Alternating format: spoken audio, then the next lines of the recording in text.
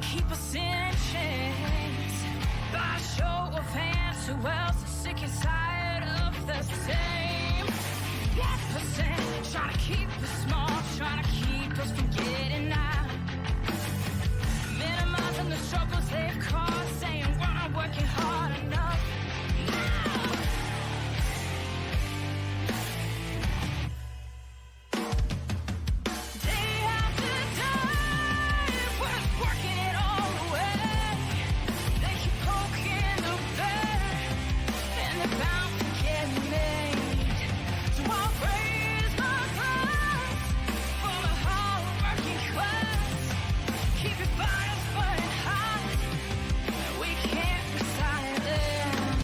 Ladies and gentlemen, for the thousands in attendance and for the millions watching at home, DCK Productions proudly brings to you the greatest podcast in the world! The greatest podcast in the world? Suck it. No, you suck it. No, you suck it. No, you suck it. No, you suck it. I appreciate it if you both suck it.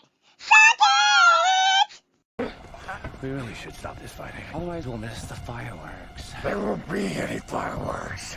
And here we go. And welcome everybody to Suck It. I am the great and powerful King of Kings, Prince of all that is awesome, Derek. How the fuck is everybody tonight? It is a Wednesday, September 9th. Thank God we're getting closer to the end of this year. You know, I went out for a drive today. And the leaves are starting to change color already up here in Northern Virginia. Thank God. Fall is here. I'm excited. It got like 71 degrees. It was just nice. Just relaxing and cool. You know, country's, not falling apart or anything, But, at least fall's coming around. Except for in Denver.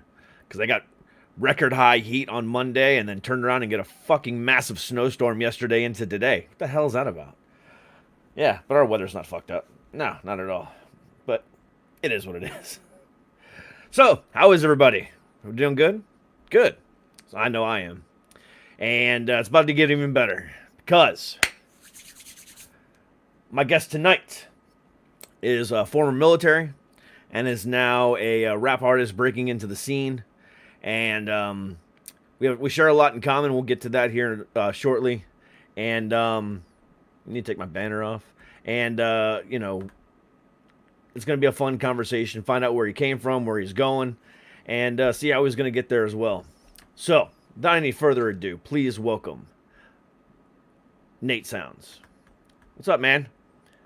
Hey, thanks, man. Thanks for having me on your show. Hey, no problem. My pleasure. I'm glad to have you here, man. Cool. So how's everything going for you, man? It's been great. This is the second show that I've been on, and I'm just still getting used to it, but I certainly enjoy it, and appreciate the opportunity just being able to talk about what I want to talk about. And the open format thing is, I think it's come a long way, and I think it shows the benefits. So to be a part of that, and I appreciate it. Cool. Hey, no problem. Like I said, my pleasure, man. Anyone that I can help as far as especially indie music, up and coming music, I'm all about it. As I've said before, and my guests have heard this 1,000 times, but over the last 2 months, I've had 20 some odd bands come on here to perform. I give them an open forum to just play their music, covers, whatever they want to do for a full hour. So I'm all about music, man. I mean, that sounds awesome. Oh yeah, it's been great. I've had some really kick-ass bands, national acts. Well, mostly local indie people, man, and it's just been fantastic, and I'm loving it. So I'm all about promoting, man. So that's what we're here for. So perfect. Okay. Tell me about yourself, man. Tell me where you started from. Talk about where you're going, stuff like that. Tell me about yourself. Yeah. So actually, we'll go to some really beginning stuff, and maybe a little embarrassing. So So my mom and dad are actually born same day, same year, so they're the same age and all that, and they're really like kind of replicas of each other. I didn't grow up with my father. I grew up with just my mom, single mom, great mom. She's been the best thing that I've had my whole life. It's just she's been the pillar, and the foundation to everything that I do. So she was always there for me. I always felt really comfortable in my skin. Didn't have dad around too much, but I didn't realize what I was missing. So, until I was growing up, missing a father until I joined the military, but we'll get to that in a minute. I grew up in a small town. I had 90 people in my graduating class. So, you can imagine that's usually smaller people, but every once in a while you find out people who had less than you. Yeah. I actually am staying right now, right around the corner from where I grew up and spent, all my childhood. So that's kind of nice. Um, I started off doing music only about 3-4 years ago, and the rest of my life, I always thought I was going to be something like a military man or a cop or something along those lines. And when I made it into the military after school, I I, I think I didn't realize what it meant to be a man in the typical sense, in the older traditional sense. I got no problems with anybody else, how they identify, but for me, I certainly identify myself as your typical man and your man's man. So art to me was sort of off limits in terms of my interests, and I wasn't really brought up in an artistic home. So I'm really just finding my new roots now, and I think having grown up in a small town, going all around the world a bunch. I actually lived in Korea for a year, and then coming back, I feel like I've done my due and I've served my justice in trying to seek out what's in the world. And I've landed back here right where I started, and I think I'm trying to start over again ultimately. Why is that? Like I said, because everything ahead of this or prior to me doing music was all about sort of training and being very serious. I wear the face of the RBF. Everyone always says why I always look so pissed off or whatever, but I'm actually pretty happy, and I wasn't for the rest of my life, and until I really gained some happiness, which was through my artistic expression, I I didn't know I wasn't happy, and I didn't know I was being the type of person I was. So it was a lot of self-discovery. But yeah, I grew up in a small town, single mom. We were lower economy family, and my mom was really good as far as keeping things from me that weren't necessarily good for me to know. I had no idea I was poor until I was like high school. I just didn't even pay attention to it or anything like that. And it never really bothered me because by that time I was actually quite capable, just through my own effort. And so just everything building up to where I am now has sort of been a lesson of what not to do, I feel like. And I feel pretty fortunate to be on the positive, perspective of that on this side of it. So we'll go more into the military stuff a little bit later, but so you got out of the military and now you said you've been, dabbling in music for the last 3 or 4 years. So what made you take that avenue? What happened there? So I was married for about 8 years, and I never intended to get married, but in the military, it's at least in the army, it's rather incentivizing to be married.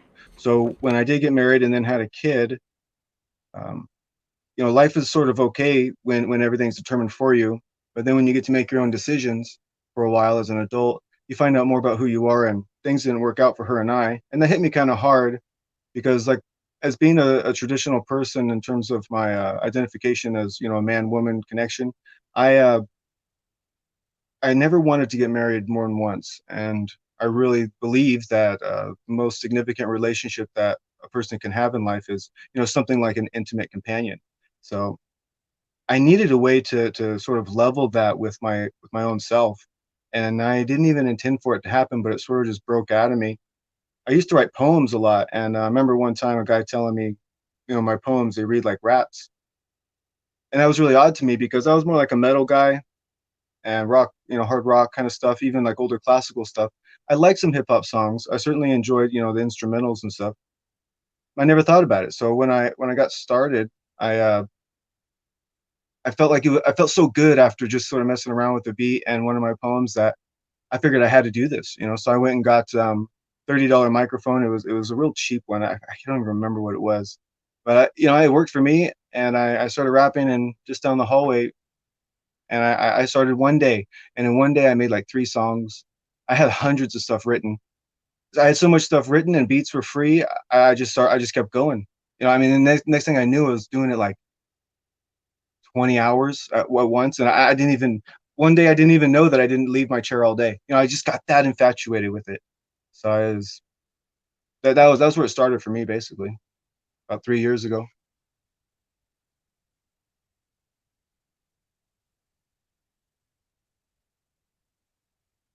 My bad. What have you been doing since then? I was like, man, I can't hear anything. What? No, so I worked. When I got out of the Army, I went to school for a little bit. Couldn't get the job I wanted, which was basically I wanted to be a phlebotomist and I wanted to do the blood drives. So I got my Class A license to drive a bus, and I got my phlebotomy certificate, but I couldn't find a job fast enough. So I ended up driving trucks. I'm pretty good with logistics and a lot of different things going on at once. So I got picked up to go in the office and I started doing supply chain management, and I got a pretty good, OJT training for pretty high level supply chain management and logistics, transportation expertise. So I've cold called probably 400 people in a day, on average for like 6 years. And that was 2 years ago when I got fired. I was having a lot of personal issues sort of around the marriage and the divorce and new relationship and my kids being sick, and I had been voicing this for a while.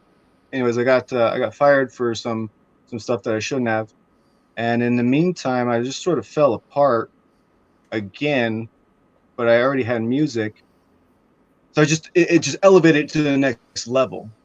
I started doing music 24/7 about 2 years ago, nonstop. I mean, I haven't focused on anything else whatsoever except for how to basically manage a basic DAW, how sound goes into electronics and then comes out. And because I'm sort of a technical geek as well, and I just appreciate that sort of thing. So that's what I've been doing nonstop since I got out of the military and, so professional wise. And like I said, 2 years now, and I would call myself a capable professional in the entertainment business at this point, just knowledge based wise and my willingness to participate, in the whole thing. So you said that you were a more of a metal guy, and now you're rapping. So, Yeah. Do you incorporate a lot of that into your music as well? I would say so, especially lately. Again, just recently, I came across some pretty good beats on BandLab, which is my go-to music app. I go on BandLab, and I could pick a beat, I could fork it, which is basically a revision or a remix. And I found a couple of guys that make excellent, sort of like hip hop oriented metal beats. They got like good metal guitar in there, and they got the Slayer, but then they got sort of like a flowing vibe with some swing on it. It's just sort of neat stuff, and I really vibe with it a lot. And I'd say my personal favorite tracks always have some sort of guitar, and specifically usually metal guitar or some sort of electric high-end boosted 80s sound sort of. So I'm going to say right now, I'm not a musician. I have no knowledge of music theory whatsoever, and my terms and the way I say shit is going to be kind of fucked up every now and then. So if I say something you don't understand, you need clarification, I'm sure you'll ask, but That's fine. Yeah. That's why I say things the way I do. No, that's perfectly fine. I mean, yeah, that happens. So what's it been like, to actually, to be doing this, and and you're starting to take off, you're starting to make a name for yourself a little bit. What's it been like over the last 2 years that you've been doing this 24/7? I mean, what's gone through your head, and how much, how far along have you gotten in the time that you've been doing this?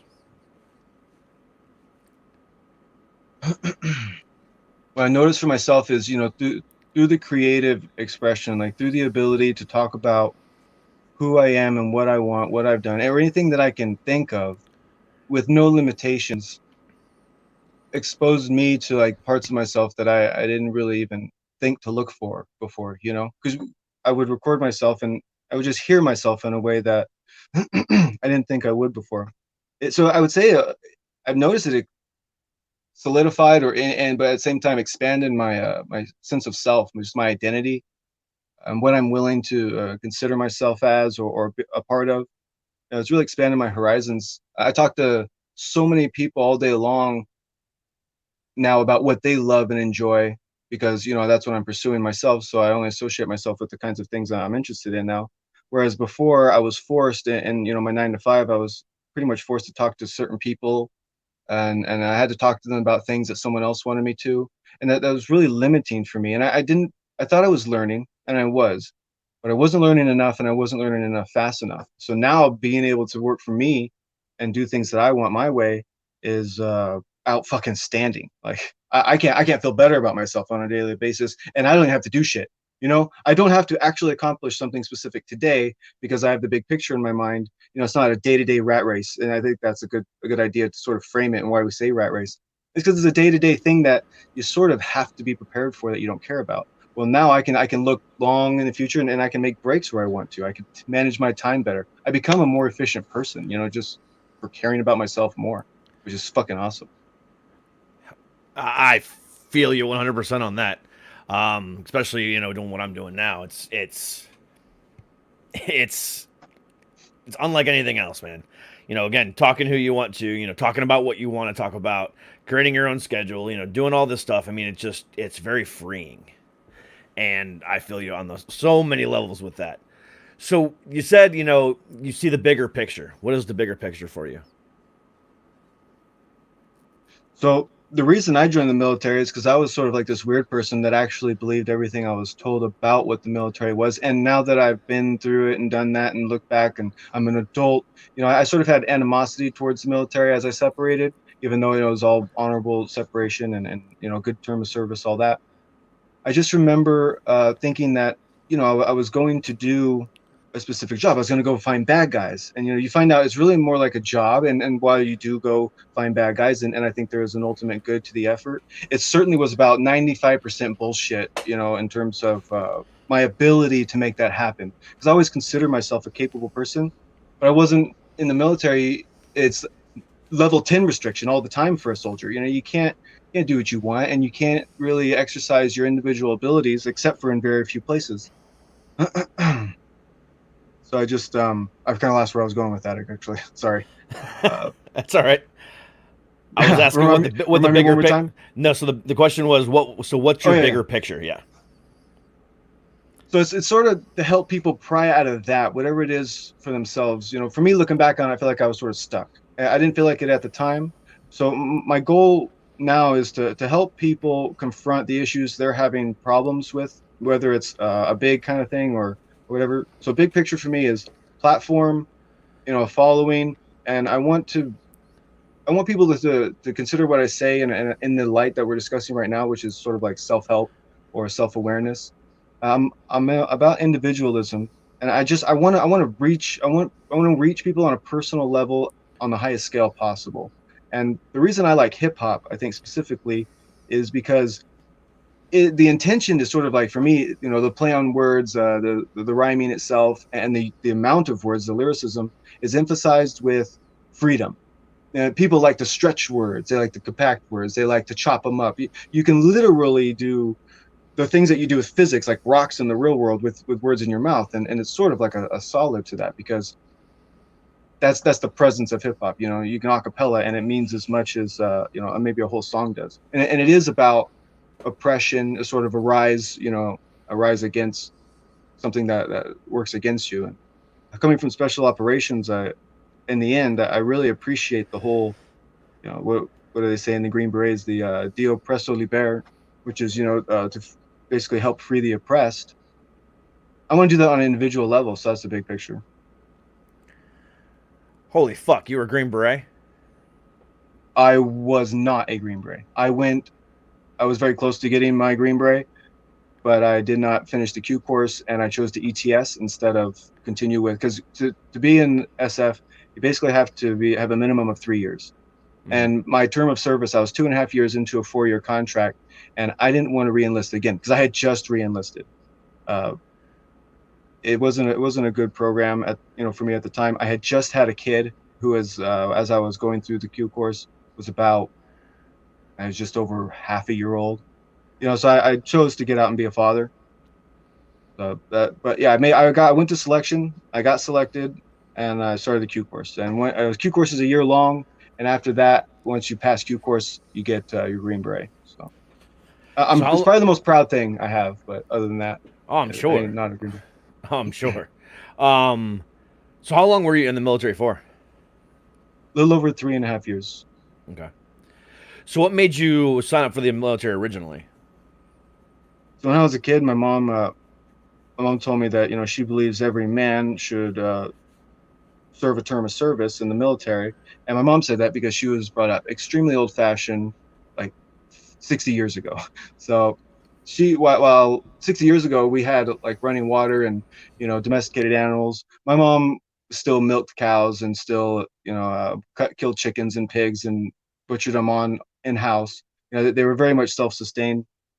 She was given a very limited view of life, and it took her a while, but ultimately I was impressed as a child, as there's a couple of things I got to do, and that's hold doors open for girls, say please and thank you, and you serve 2 terms of service, or term of service for at least 2 years in the military. And that's like brainwashing by my mom, but it's we both believed in it, and it's something that I committed to, and so that's why I originally went in, was to do that. And I believed that I was actually going to be able to fight bad guys like you did when you were a kid and you're playing cops and robbers. I really thought I was going to get to do that. And the only place I thought I could do that after meeting reality was special forces. So I think those guys, they go get it done. And if I'm not doing that, I can't be involved in it, basically. That's where it all started for me.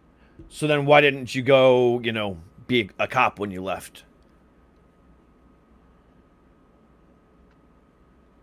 I was not educated, and I saw the benefits of, educated people through the military and also other jobs and things like that. And, it's pushed pretty heavily. I always did well in school, so I had the money. I figured I'd go to school. And after going to school and being exposed to, certain things, I realized, one, it was also meshed with discovering music for myself, but also just a need for immediate income. It takes a while to become a cop. Yeah. So I was really going for CHP for a while, but their academy and all that sort of was against the idea of even being home for a kid. If I'm going to be a cop, why didn't I just stay in the Army and be Green Beret, kind of thing. So I sort of abandoned the idea once I had a kid and I knew I could get out of the service. I put an end to that sort of process, and I just wanted to become the best business professional I could in life, and through business, hopefully make a positive change. And that didn't work out either. I gotcha. No, I mean, for some of us, it doesn't. Some of us just don't belong in the 9-to-5 world. Some of us don't belong in that, corporate world. And apparently you and I are...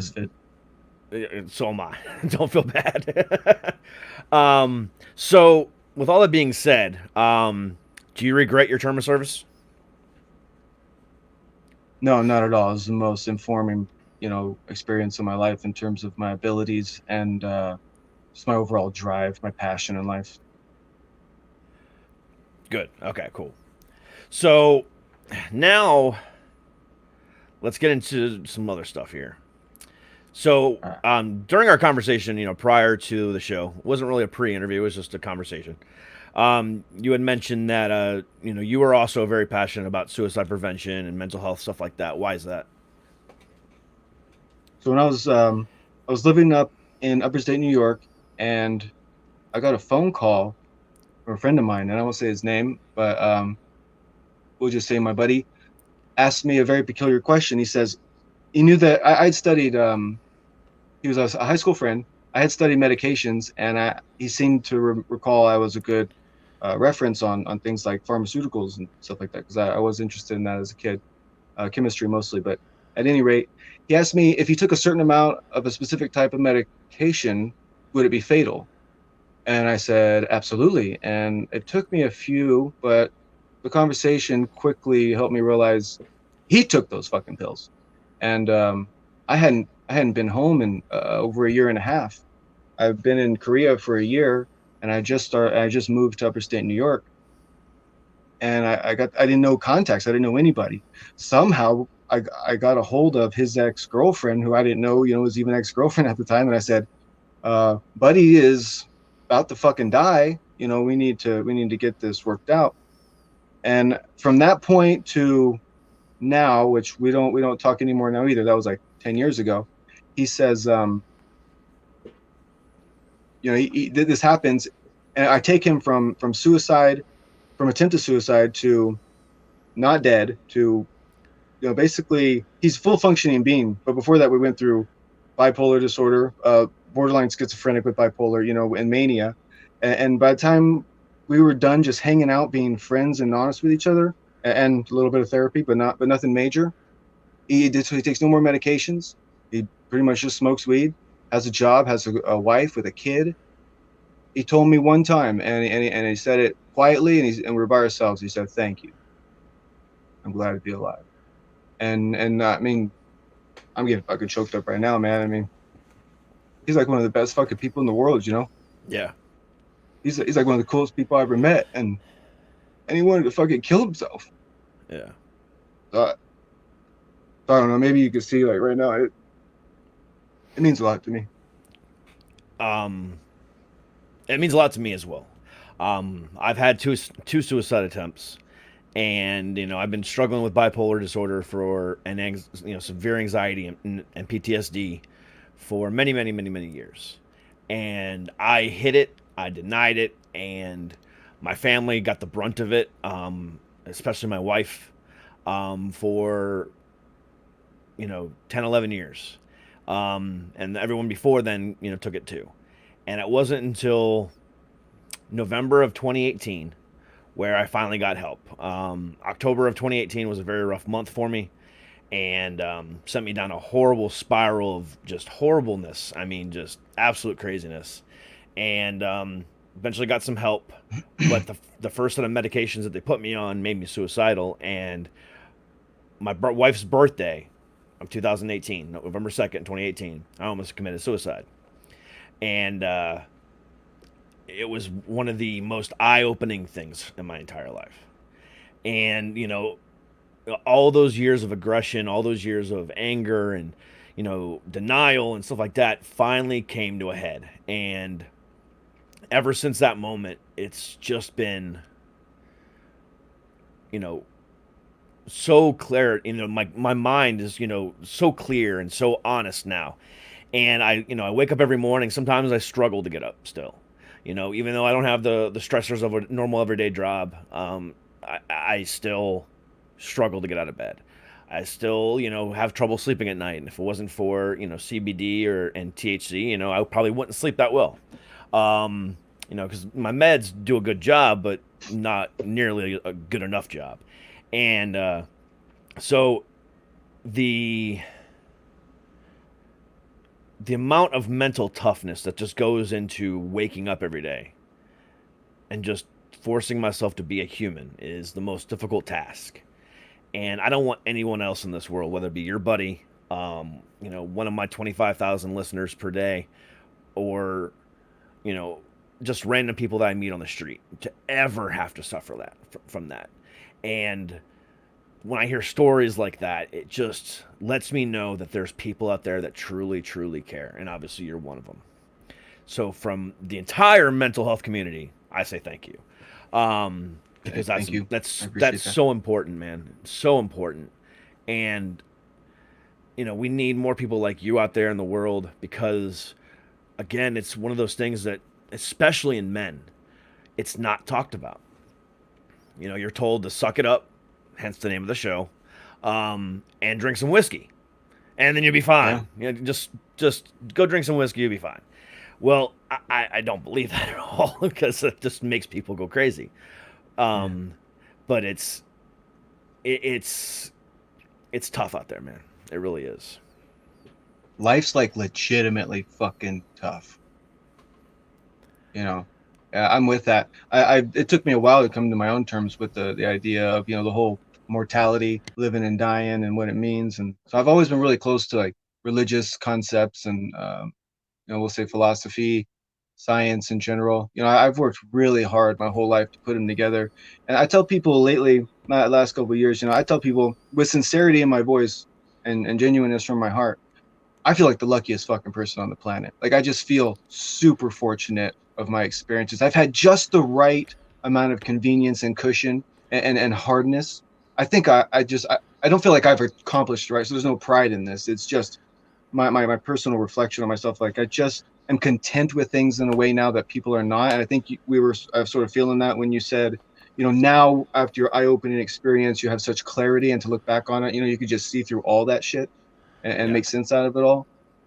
I've gotten really good at, apparently I've gotten pretty good at helping other people with that. And I think that's a better way to frame my previous question is, what's the big picture? It's having opportunities like this exactly to continue to develop this concept in a public way of speaking about it, because I got it all in my head and I can get it out. I just need the right opportunity, the right frame of mind. And one of my latest songs is about that. I put that in my words, and the song was time pivotal, and it's just, you got it. Time is critical to me, for one, and because it's the most obvious limitation also in my mind. I've been working on it a lot, and I just feel fortunate. You should.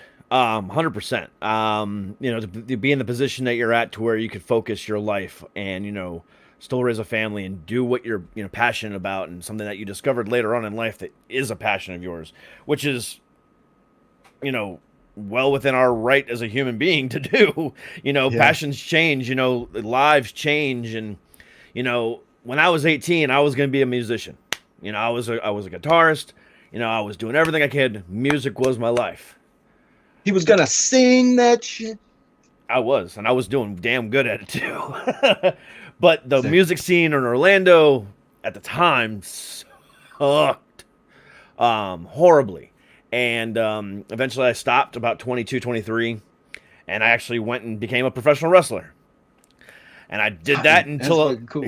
Yeah, I did that until I was 6 years ago. So I was 33. So I did it for 10 years. And until I broke my neck. And I still do it. I still can do it. My wife just refuses to let me do it. And I became started doing stand-up comedy. I started learning about video production. I started learning about photography. I started doing all this stuff. And now 6 years later, this show is what it is. Things happen. Things change. Priorities change. And I feel like I'm in the best, place in my life, so... I'm glad that you're feeling that same thing, man, because it takes a lot for anyone, man, woman, whatever, to, especially, at any age that they've been doing something for a long time just to up and say, you know what, I'm doing this. Yeah. So it's pretty admirable, man. I appreciate that. I got a bunch of weird experiences that don't seem to go together, and I feel like a misfit as it is. I'm just going to put it all together. I'm just going to put it all together and see what the hell happens. But, I like to incorporate all elements of my life into something that's actually functional and works for not just me but other people too. And I think I've come down to perspective. For me and my ability to talk to people, or interest and willingness to do it. I just want to help people build perspectives, because that's how you build relationships, and that's really what we need. Oh, I definitely agree with you on that. So when are you gonna start releasing music, start releasing videos? When are you gonna start doing all that shit? So I got a shitload of music already. Well, I call myself Nate Soundz, right? I don't call myself Nate Music, because I feel like there's a certain amount of, I don't know, knowledge base or understanding you have to have. I can make songs. So I have about like 2,000 projects up so 3 years, the first 2 years, I was up to about 2,000 projects. I don't even know how many I have now. So, the work ethic of someone who goes into the military and makes it through special operations, I was actually able to take that and apply it towards something like No Resistance, sing songs. And when you have that kind of drive, people didn't believe me how much music I made. So I've already put out a ton, but I would say everything up until my album that I hopefully will have released by the spring. I'll have singles out before then, but I make 2-3 songs a day, and I post one a day. And I've got, right now, I'm back up to 100 and I think like 45 songs on SoundCloud.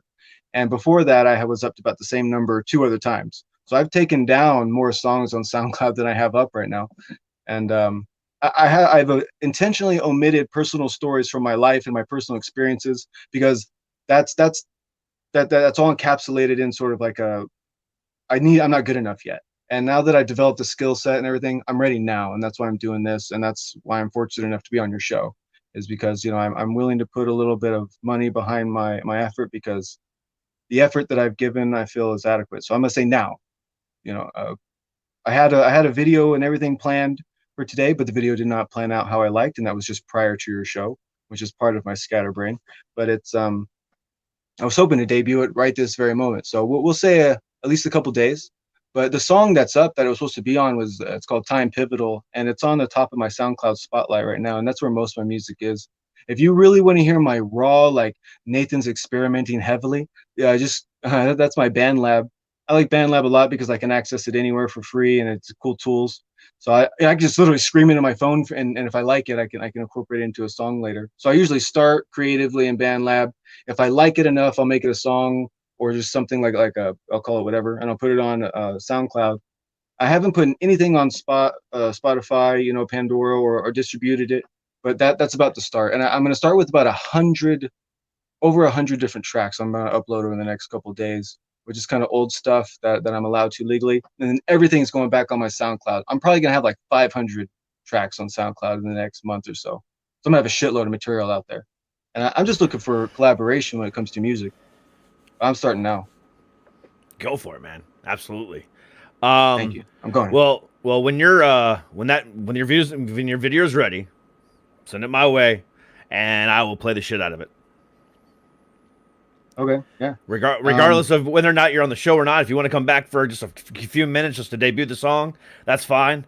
But I have no problem, incorporating this track, this video, in any one of my shows, man. Because again, I'm all about growth. I'm all about even if this show gets picked up by iHeartRadio or and it goes way beyond the 500,000 per month that I get, and people start shoving down. Well, I'm saying if it does, I mean, I'm hoping it does. I mean, 500,000 is great, but it's nowhere near what I want to hit. I want to hit 500. I want to hit 5 million. I want to hit 1 million. Damn it! Everyone. Yeah, I mean, I hit 500,000 downloads in 1 month toward the end of July, and I knew it was going to happen. And then August, I had that many.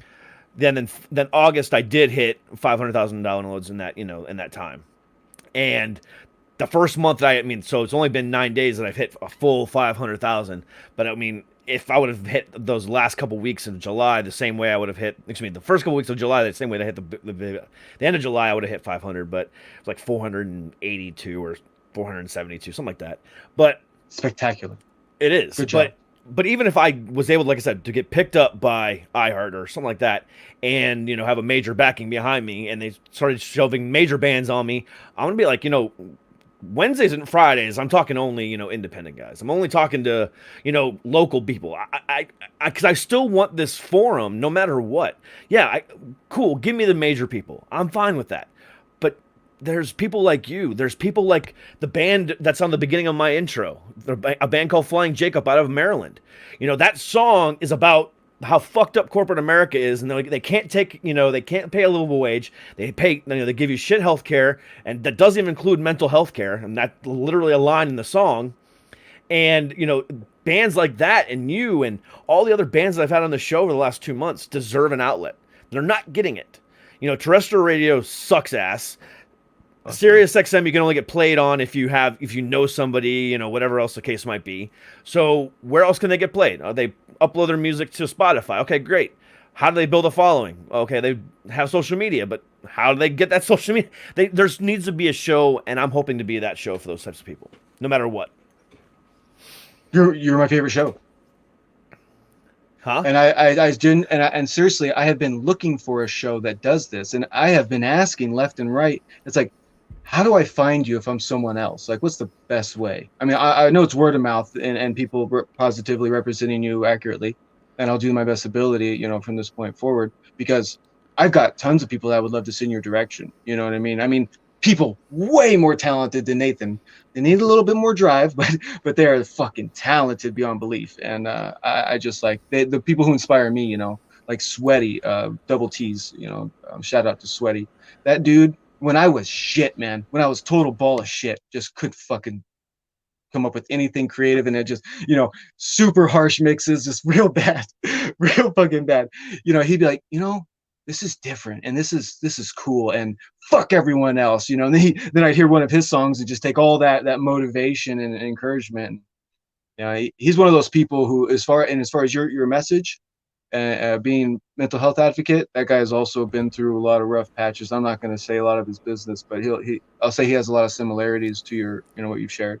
And for that guy to encourage me, right? Like, that's just full circle, but going back to a buddy and just, and my new support, the guy, hundreds of my songs, and he listens to multiple songs multiple times. And, there's plenty of other people too, but yeah, man, it's, and by the way, if you want me to play music, when you promote yourself 24/7 in terms of trying to get your creativity out there, you're prepared to share music, and I'm prepared to share it whenever you want. So you give me the go ahead. We can do that. Absolutely. Let's do it. All right, cool. Just give me a shout if it's too loud or not loud enough, because I'm going to play it over my speakers. But I'll play the one I mentioned, Time Pivotal. Well, if it's on your SoundCloud, I can just pull it up and. I just had a donut with jam filling. Because that's not it. That's not what you can hear. Is that a good level? Yeah. That's not my music. I just want you to hear the sound. Well, no, I can have a better level if it's on your SoundCloud. Yeah, it is. All right, I can do that. I'll do it on my end. Hold on. Okay, perfect. It'd be easier that way, unless I can share my screen and stuff like that. Get better sound. So just gonna be the top one right there at the spotlight. Time Pivotal. All right. Yep. Cool. Let's go ahead and do this.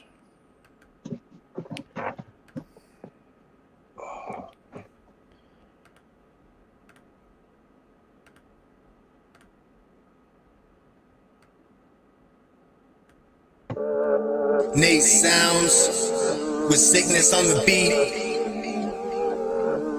Just your local music freak. Time Pivotal. Nate Soundz. Yeah. As time unwinds, I seek to find the signs in line that I can grind and write in rhymes. Yeah, I've been writing to it from time to time about spreading the cloud and how to deal with doubts and turning them like in a roundabout. Like, what the fuck is the label today? Really, anyway, and really, my mind, I'm not trying to sign unless it's something strange. Shout out to Slapbox with the 10 grand up front and a 60-40 split until I stop. That's the standard and sincere and stable, but I'm far more able, capable, swinging mine on a swing line, stable to this tightrope walking. I'm moving them like a zip line, speed like an anchor down to the cable, independently underground, fatal. But now I got Jimmy and Eileen tight boots on the ground to get Nate some attention and good life, so I can continue to fuck around with the sound and go hard from the start. Mr. Too Real, no fable to the art. A revolutionary cat with cause and aim to help people. Check the clause, but most would rather complain and claw up a steeple than take my offered assistance and services and advancing receivables. All these clowns know about what's on pay-per-view and never their payables, wondering why they get played like, and I quote, it's inconceivable.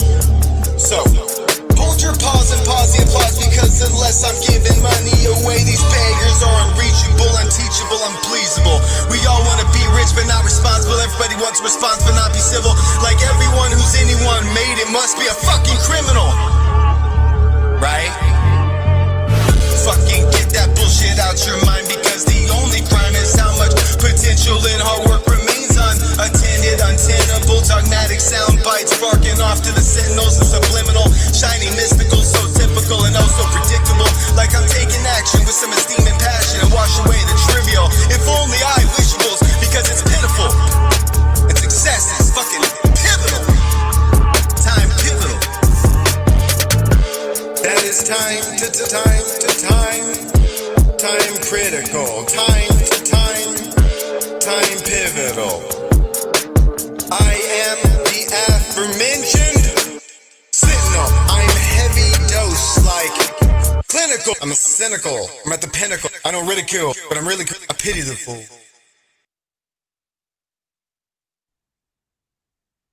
Damn.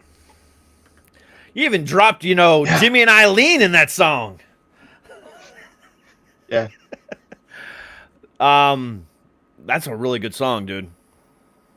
Thank you. And it wasn't, I don't, so that's right off Band Lab too. So I was like, it was pure creativity. And since that's the effort I'm pushing, there's almost no edits in that, in terms of at the end there I said success is pivotal, and then I said time pivotal right after that. I fucked that up completely. I was supposed to say success is critical, time pivotal, and which is afterwards I say it back the other way around, because for me time is my key element to success, and it's being the right person at the right place at the right time. So now that I know where I'm at and I know who I am, I gotta manage my time properly and be efficient. So the song's about reaching individuals, who I'm with you on corporate greed and corporate oppression, but I look at it from the perspective of, if that never goes away, how do I still function in life?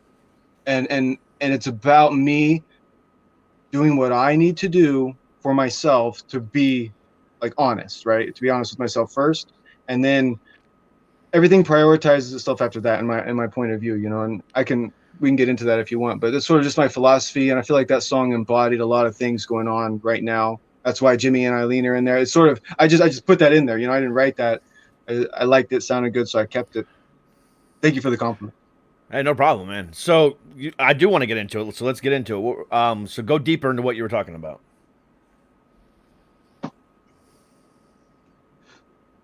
So I discovered existentialism for myself, which is a philosophical term that basically for me means your personal point of view on life. A lot of people die every day. A lot of people do bad things every day, but it doesn't affect us personally. And it's okay that we don't get up in arms every moment. Like if someone comes and attacks my mom today, like I'm going to be a different person. I'm a totally different person now. Right. But other people's moms got attacked today. And I don't get like that.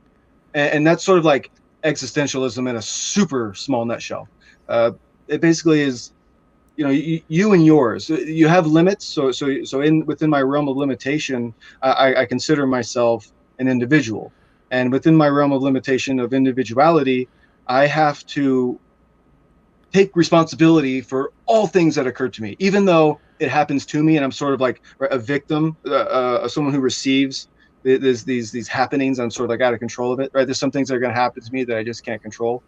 And so if corporate greed is going to be one of those, and I'm going to be, and poverty is sort of like institutionalized to a certain degree, excuse me, and education sucks, I got to take control of my life through my own will and my own action. And listen, it's good to have people around you who support you, but if you don't, and whether you do, it doesn't. If you take responsibility for all things that occur to you as a person, you're always going to be better off, because you don't leave room for excuses from that approach. And it's not that you can't depend on other people. It's just that, man, if you do and it doesn't work out, you might miss an opportunity to grow. For me, obstacles are opportunities. And if you excuse every obstacle that you are confronted with, if you don't use it as a way to make yourself stronger, it's going to probably hurt you a little bit, or at least slow you down. And I'm like all about moving forward and helping. So I'm solution think. So if anyone tries to talk to me about something that is an issue without at least edging towards some sort of solution to that problem, I start to wonder why the fuck we're talking about it real fast. I got to have a destination. If the destination is fun, comic relief, just for, I want to be a couch potato, turn me into furniture, fine. Let's smoke a blunt and let's fucking watch TV and let's not say shit. Or let's say a bunch of random stuff that doesn't mean anything, but make sure I know that beforehand, because if not, I'm going to be the bearer of bad news and I'm going to be a Debbie Downer. I'm going to kill the party, because I'm all about confronting problems and solving them. It's not just about confronting the problems. I got solutions right now. Let's try some. That's sort of what it's about. And the song itself is, sort of me taking my own action now, and that's the Jimmy and Eileen boots on the ground, trying to put me in a good light. Yep. So that I can, in which you're the good light, bro. Welcome. You're giving me the opportunity to do that. So it's that song is happening right now, even though it's already sung. That's profound, dude. That's pretty awesome. Because again, being in the right place at the right time and, having the right people behind you, is one of the greatest things in the world. When I started this show, it was all over the place. It was scattered craziness. And, the guy that I was originally doing the show with, which was under a different name at the time, all those episodes are gone, because he made me take them down. But, sorry about that. Oh, no problem. you know, it wasn't until I met my old co-host, after, you know, my original co-host, and who's become, you know, one of my best friends in the world. You know, she's pushed me, even after she left the show, just because of time constraints. I mean, I do this show 6 days a week. You know, just time constraints and her family, stuff like that. She, you know, she's still a major component of the show, just behind the scenes, on not seen on camera. You know, and then I have my actual best friend, and then I have my wife. You know, I have these three strong women, and then I have, you know, Jimmy and Eileen, and then I have another PR rep that I work with as well. And if it wasn't for them, you know, the show would not be anywhere near where, you know, it would have been. So, I mean, you know, it's all about, you know, right time, right place, right people, and then having that drive and that motivation, which you obviously have as well. That's something that can't be taught. I mean, that's something that can't be, you know, given to you. That's something you just come from down within. And if you're not pushing that out yourself, people aren't going to give it to you. People aren't going to give you the satisfaction of helping you if you're not giving them the same time of day that they're giving you. Yeah, I'm with that. And you know, to be a real society, it takes individuals, and by individuals I mean whole and complete people, to be in and of themselves, you know, a coherent entity, and then they can come together and be a civil union, or a society. And real society should be able to depend on people. You know, the amount of laws and stuff that we have today, and that we're all frustrated with, and none of us understand. You got to go to school for like 10 years and be really fucking good at it to get anywhere with legal, you know, representation today. Anyone who's been to court could tell you what it's like being represented by a public defender. You know, the guy who barely made it in law is like a bad deal. It's almost as bad as PR. Bad PR is like the worst, you know, but like good PR is like so much substantially better than what's close to bad. That when you find it, which I think I have, you know, going back to Jimmy and Eileen, shout out to them. I mean, they're just like real people who actually do the work. You know, they do the hard work, and they are smart about it. With legal representation, you usually get one chance, man. And if that don't work, you're fucked up. And so I think if people were more police themselves a little more, you know, they wouldn't need the actual police. The figurative policing would be more substantial. The outside police would be less necessary. Mm-hmm. And look, man, nothing's going to prevent an evil act from a truly evil person, or someone who's got fucking problems. What was done recently, and I don't do this too much, but what was done recently were, you know, the whole hate crime and everything from the police, the men in blue, all that. There's no excuse for it, and I don't think we could have prevented everything that ever happened. But maybe we could have, you know, or at least for sure in the future, because I could have been that guy, right? I could have been that guy, and I've seen my friends get handled inappropriately, and not necessarily by police, just by official people. Like I have friends who've been in mental institutions and stuff like that, and the way those people get policed in their own little area is fucking crazy. You know what I mean? It's like, well, they're mentally ill. We're gonna put them in a jacket, leave them by themselves in a room for a few hours with the lights down low. You know, it's like he's not gonna be fucked up anymore after this. Yeah, you know what I mean? So. Yeah, my brother was committed as well. So I know all about that. My brother's pretty fucked up. So yeah, no, it's fine. Like I said, so I know all about that. And he laughs about it today because he's like, man, I was really messed up then. And it's like, yeah. But you know, it's no joke. It really isn't. I mean, the healthcare system in this country, you know, let alone the fucking, you know, mental health care in this, you know, society in this country is just crazy. It's horrible. You know, it's gotten to the point now to where I would rather, because I do partner with a company called BetterHelp, the therapy app. You know, that it's gotten to the point now where, you know, and I'm not going to promote anybody else, but there's you know, there's a BetterHelp, and then there's Talkspace, and there's a couple of them out there, but those are doing more and better for the mental health community than Aetna or Cigna or anybody else is ever going to do, and that's pretty sad. It's because all they're doing is, you know, drug rep comes in and says, hey, push Zoloft this week. and then they push Zoloft, and people like me who react badly to Zoloft attempt suicide. Some actually do commit suicide, you know. And then there's guinea pigs from the get-go. And that's how they do it. But so the first, meds that they put them on is whatever they're getting a kickback from the pharmaceutical company for.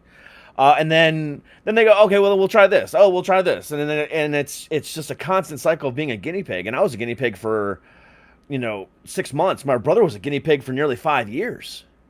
It's only been the last couple of years that he's gotten his meds right. And he was diagnosed way before me. And, it's stupid. There's a blood test that'll tell you whether or not meds are working and you should change things around or whatever the case might be. It took them 5 years just to do that. And it's like, why did it take so fucking long? I can't,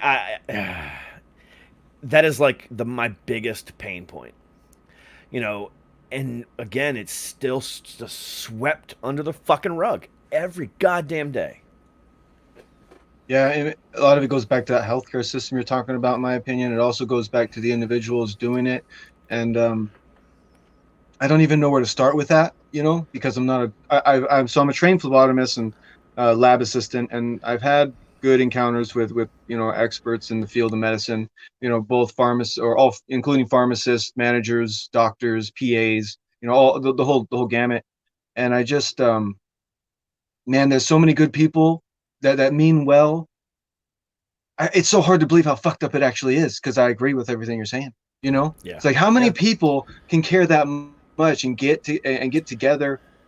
There's what's fucked up about it. Well, it's the rules and regulations. They can't actually be themselves and helpful in the way they want to, in the way I felt in the military, because there's all these special rules when a bunch of people come together, how we do things. Yeah. And an individual sort of just, there's no. I think that's where a lot of my freedom comes from. If I think about that, think about laws and sort of like, the land of laws and government and everything. I don't even care what the laws are anymore. It's like, I know who I am to the fucking point that good, that this is illegal now and I'm doing what I think is right. It's like, here's an opportunity for me to show how fucking dedicated I am to what I believe in, because laws are after culture and values, laws are sort of like hardened rules of cultural values. And that culture's changed too quickly for laws to, in the system that it has. I don't even care anymore. So I don't really have that oppression. If I don't have a driver's license on me or something, like and I have to drive to do something that, like, to help someone or whatever, there's not even a concern of mine. I don't care if I get pulled over. I'll tell the cop the truth too. I'll be like, I don't have a driver's license. It's my, is what's going on. And I've been square with people to the highest degree possible. Usually people are blown away, or they're like, oh wow, it's insightful. Or they don't like what I say, so they're really fucking mad. So it's one of those things. It makes life easy. Yeah, and especially going back to the the drug companies and the laws and stuff like that. I mean, you and I had briefly talked about it beforehand. I mean, like, pot is one of the greatest medications as far as mental health goes. And the restrictions in this country are still so horrible. I mean, even something as simple as CBD oil, which, can be a gummy or whatever, which is completely legal, 100% across the country. But some of it contains, 0.03% or whatever, 0.3%, whatever, THC. And if you get drug tested at work, you can still get popped for that. And it's so... The laws in this country and the way it all works is so stupid. It's dishonest. It really is. I mean, they've even done studies with LSD and mushrooms for mental health, and that's why in Colorado, mushrooms are legal now, because they know that the effects are there for people, for that. I had no idea that the fucking mushrooms were legal anywhere. That's fucking awesome. In Colorado, mushrooms and weed are legal. So I got so my whole ability to even perceive like something like mortality and life and all this shit started with, mushroom trip, I don't know, number 4. And I was all by myself. And I realized I was by myself. And then I took being by myself way too deep, way too fast. And I realized, one day that all this was going to end, and I didn't know when, but I've heard it before. I had not experienced it before, like with trees, first of all. It's everyone who's in mushrooms might be able to relate to that. But mushrooms for me, man, or any psychedelic, it makes you so self-aware, and that's why I approach the individual the way I do. Any psychedelic experience is it might connect you with others, but it's going to give you a super strong polarization of like self-awareness. You'll be so aware that you'll discover you're actually all these other things too, that you typically in conversation use to distinguish yourself apart from. But yeah, I mean, I've never taken a psychedelic. I've never done mushrooms. I've never done LSD. But I have, friends who, microdose with mushrooms for, again, instead of, taking, Lexapro or Wellbutrin or Zoloft or whatever the case might be. And they're perfectly good. And it's like, damn, something as simple as that, a mushroom that was created by horse shit. It helps cure fucking mental, it doesn't cure mental illness, but it helps you, deal with your mental illness better. And it's illegal. So one of the things that I've related mushrooms to, and I haven't done it a ton, but I did a lot once, and I never did any more after that because I was like, okay, I get it, got it, no problem, I won't do this again. I'm pretty good when I make rules with myself or deal with myself. The thing with mushrooms in particular, psychedelics, and I studied a lot of it. I talked earlier about chemistry. So the guy who influenced me the most was a Czechoslovakian named Stanislav Grof. And Stanislav Grof wrote a few books, and he actually teaches people how to have these experiences without using any psychedelics. You can have a psychedelic trip. And I mean, I've done LSD and I've done mushrooms, and I've gotten fucked up like badly and for stupid reasons before, but for other spiritual reasons as well later in life. I'm telling you, this guy's method will get you to a psychedelic experience that is, I would say, I don't want to say medical grade like marijuana, but sincere and legitimate. He's a PhD and he's an MD, so he's a well-qualified person. He was the only person in Colorado actually allowed to study the effects of LSD in like modern times. So as for someone with that background, and I read a couple of his books, actually met him in person at the convention center in San Francisco, 2009, 2010. I met him in person, and the abilities of psychedelic experiences are beyond anything you can even get in religion, in terms of its regularity. Everyone who has a psychedelic experience to a degree that it's truly psychedelic and you sort of don't know where you're disassociative, recall it as the most significant experience of their individual lives.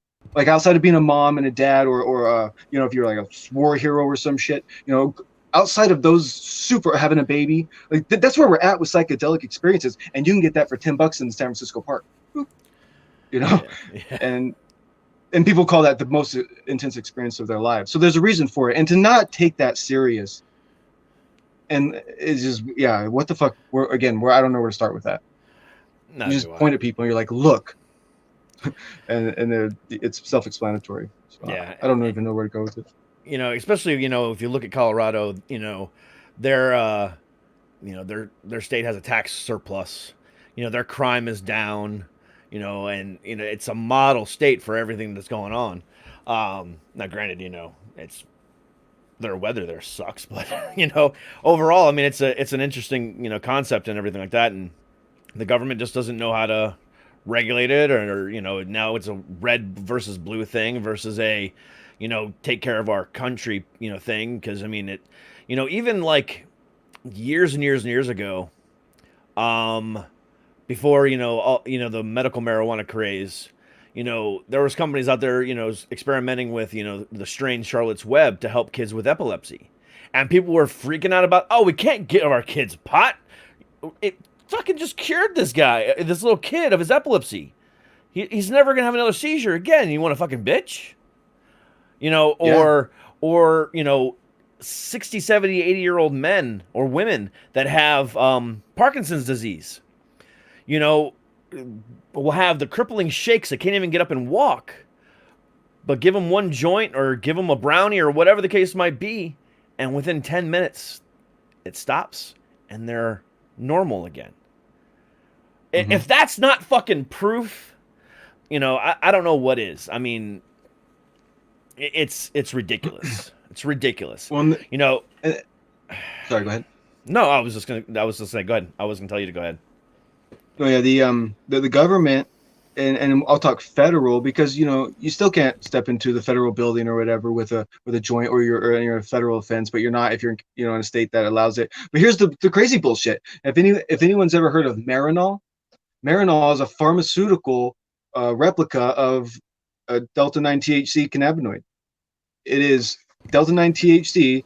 It's the cannabinoid, the classification of molecule it is, has been reproduced in a lab by companies funded by the federal government, and it's called Marinol. At least that was the original brand. And Marinol is still available today. And it, to be funded by the government, be experimented on by government. And I use this term super loosely, right? DMV's government. So I'm not like, I say government, and I don't want it to get wrapped up in everyone else's ideas.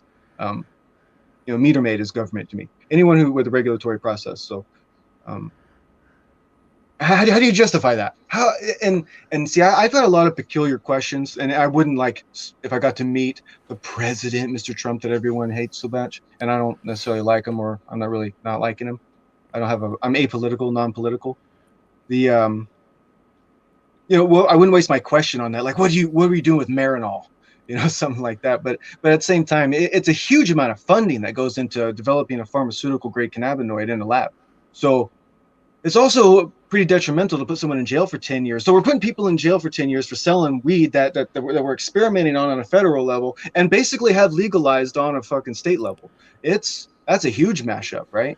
Yeah. And it sucks because you can't have confidence in a fucking system like that.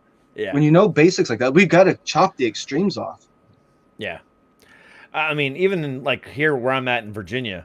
So Virginia just, officially did two things this year. Back on July 1st, medical marijuana became, legal. And then they also decriminalized it as well. Anything up to an ounce is just a $25 ticket if you get caught with it. Which I think is a great step in the right direction. But why, if you're just going to decriminalize it, why not just say, because now you're still having cops, write ticket. No, they can't be pulled over for it. I mean, you have to find it on you. It's a second class thing. It's just a civil offense. So, but you still have cops writing tickets for that, which takes time, and then the processing, and then the $25. It's like fucking open up dispensaries, tax the shit out of it, and make more than $25. If they tax it like they tax cigarettes, people would fucking pay it because it's still less than than the dealer down the street. Plus, you can pretty much get a better strain and have a choice of strain or whatever else the case might be. That's specifically for what you want or need it for. Yeah. So I have a little small theory on that, and I just think of it as you say it. So we won't even call it a theory. We'll just say a hypothesis. Most people who smoke pot, at least in the beginning, are also like the people who don't fucking vote, right? So how do you sell it to the people who vote? It's medical. You got an older crowd of people.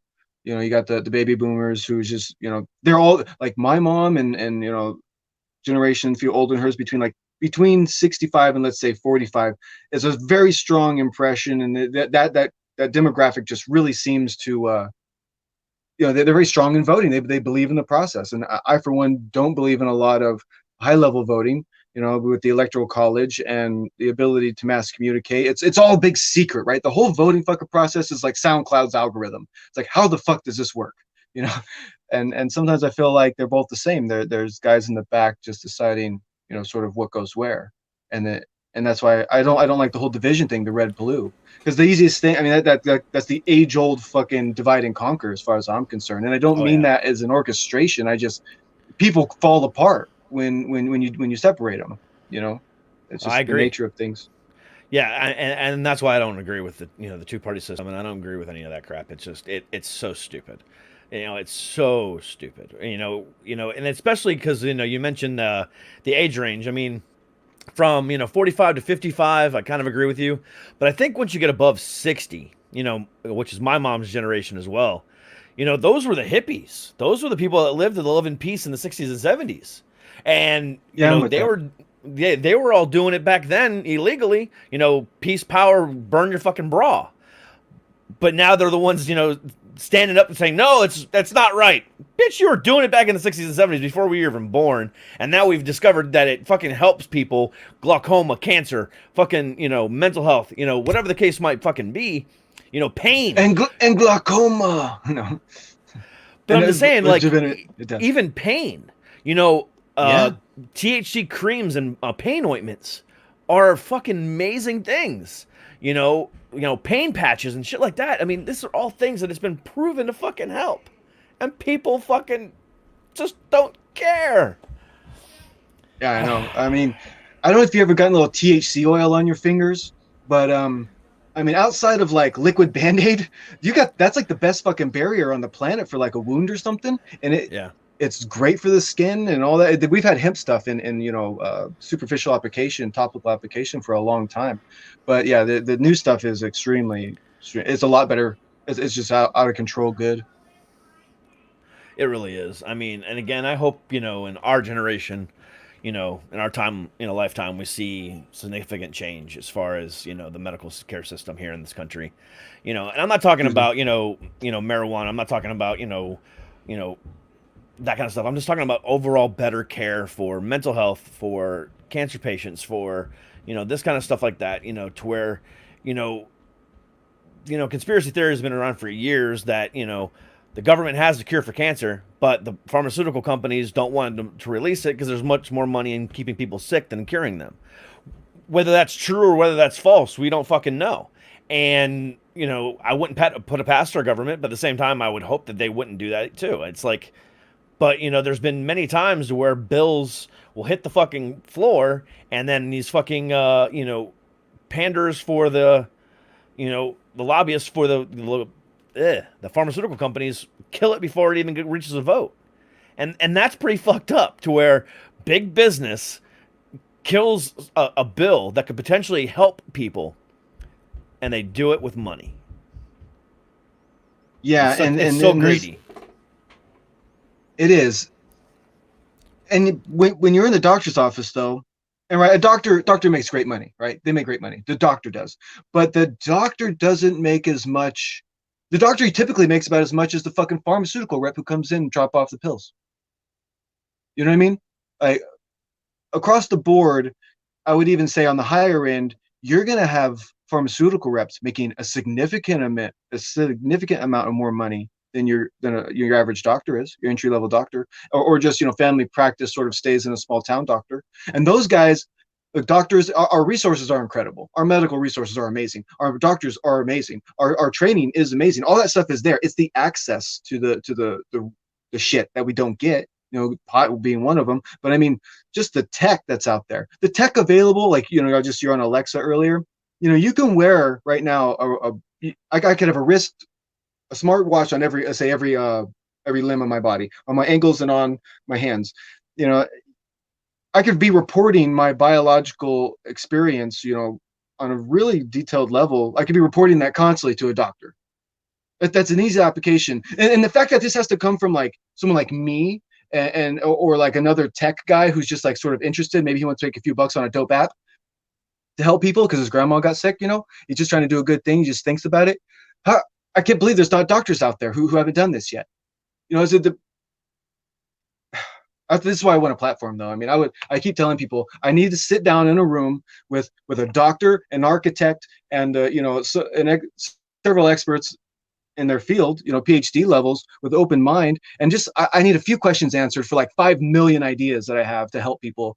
And I feel like if I got those people in a room together and we got to talk publicly, like we could blow some fucking minds. It's just because you'll hear people that you trust tell you something that when you hear it, the way I like to talk about things, it's just gonna work. It's like when you build a 5-step set of stairs, and each step is a foot high. At the end of that staircase, you're gonna be 5 feet higher. It's like that's fucking simple. And there's certain steps you could take to making this stuff more accessible. And by this stuff, I mean the medical resources, the technology. Like going and getting a fucking X-ray. Yeah, you spend $1 million on an X-ray machine, but you bought it when it was brand fucking new, right out from the rep that you like, your buddy. And now that you've had it for 2 years, it doesn't cost you anything. It shit's paid itself off. But you're still charging $100 off the street to take a fucking X-ray. when you could run that bitch 1,000 times. It's like copying a song off SoundCloud. You could just keep making them, and it's digital. People act like banks, all the fees they charge. Well, I got to put that in a different account. You mean you got to drag the file into another folder? It's like, I know what you do on the other side of that screen over there. Like, why is this costing me money? Yeah. It's fucking dumb. Yeah, I mean, I saw, what was it, the other day? I was watching TV, and some commercial came on for some medical company. I can't remember the name of them. But they're showing this lady who has this wrist, machinery that's connected to her finger, and at all times it checks her blood oxygen level. So in this commercial, it showed like her blood ox levels like dropped to like 95%, and her doctor called and said, "Hey, I see your blood oxygen levels dropped to 95%. Why don't you come in on Monday? We'll figure out what's going on with you, and we'll get you all squared away and get you going." That's pretty freaking amazing technology. That kind of stuff exists. And we're making such astronomical steps in right directions, and we still can't. I just don't get it. I just don't get it. Well, I think it is. I think, yeah, because you're confronted with something that's so obvious. You're at a loss of words for it. It's like, someone give me a picture, because to come up with another 1,000 words for this shit is just it's painful. You start to counter argue yourself against the whole thing, because nothing simpler can be said, about access to the things that people need to get better. And that's kind of why I want to incorporate some of my prior experiences to this venture to help people in the way I am now. I always think about drill sergeants and the way they treat you, and I love drill sergeants, don't get me wrong. I like how they prepare you, because if you're someone like me who just goes like a sponge ready to absorb that shit, and you do, and you find out how fucking effective you can be, which is my encouragement for helping people now, because I impress myself. I just, honestly though, if you could get someone with that sort of attitude, like a drill sergeant, and put them on the street with the same sort of encouragement that they have, right? Because they know they're in the military and they know they're drill sergeant. They sort of have this huge backing of support. And that's why they act the way they do, when they're conditioned. And they have this huge level of support that these people who are here voluntarily, if they don't do what the fuck I say, they're out, baby.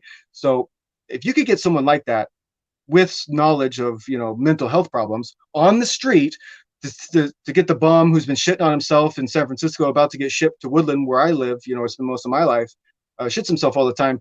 He could actually have someone who, one, cares about him and has that fucking wherewithal, to just aggressively help and, support this person. Like, you're a hard ass, but you're a hard ass because, you intensely care about people. So you just drive like a drill sergeant. You just drill down on motherfuckers to self-improve.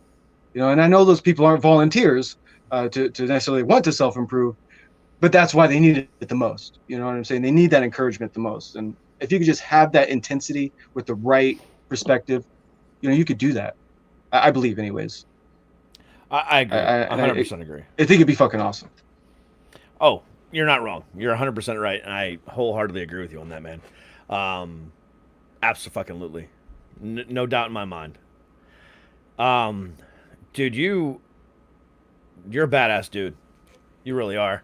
And I hope, that the things that you're doing really, truly pay off, and you get that platform to really spread that message that you're trying to spread. Because it's a message that not enough people are talking about. And, I think that's, badass of you. Especially, coming where you're coming from. I think that's just amazing. And, dude, I wish you absolutely nothing but the best. And when you get that video done, like I said, send it my way, and I'll blast it on here, bro. I appreciate that. Yeah, I'll do that. And probably for a different song at this point, because I do too much different stuff all the time to be satisfied with something I did yesterday. I'll be like, oh no, it's not good enough. But I appreciate that, and I'll do it. Yeah, absolutely, man. Because like I said, I'm all about helping everybody that wants to be heard, and that's what I'm here for. I appreciate you playing my song, and I do want to say real quick, last thing. I don't think I'm better than anybody else. I fucked up a lot in my life, and that fool persistent is folly until he's wise, and I just fucked up just enough. That's why I feel fortunate to get it right. So I don't want anyone to think I'm better than them. I wouldn't do anything or suggest anything that I haven't gone through myself. Yeah. You can find Nate on Instagram and Twitter at Nate Soundz with a Z. And you can find him on SoundCloud, same way. It's easy for me to pick it up real quick. Just Google Nate Soundz and comes up right there on SoundCloud. But dude, you're a badass, and I cannot wait to see and hear what you do next, man. Thank you very much. I'm all about collaboration. Anyone wants to collaborate, just hit me up. You and I can collaborate, to be honest with you.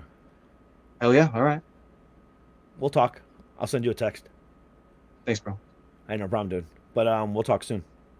Thanks again. Bye-bye. Hey, no problem, man. You have a good one. All right, what a fucking cool-ass guy. Great fucking conversation. Hour and 20 fucking minutes. Bad fucking ass. All right. Well, that just about does it for fucking Wednesday here on fucking Suck It. Tomorrow, on a Thursday edition, a Friday Eve edition, I have world-famous stuntman who had a fucking movie done about him called Fall Guy. He's a musician as well. Just an amazing guy. Jon Stewart will be on the show tomorrow. So come back tomorrow. Learn about the stunt world, learn about music, and he's got a really cool new music project. We'll talk about that as well. So come back tomorrow, 8 p.m. East, 5 p.m. West, right fucking here tomorrow. Stuntman, actor, musician, Jon Stewart will be on the show. And not that Jon Stewart, a different Jon Stewart.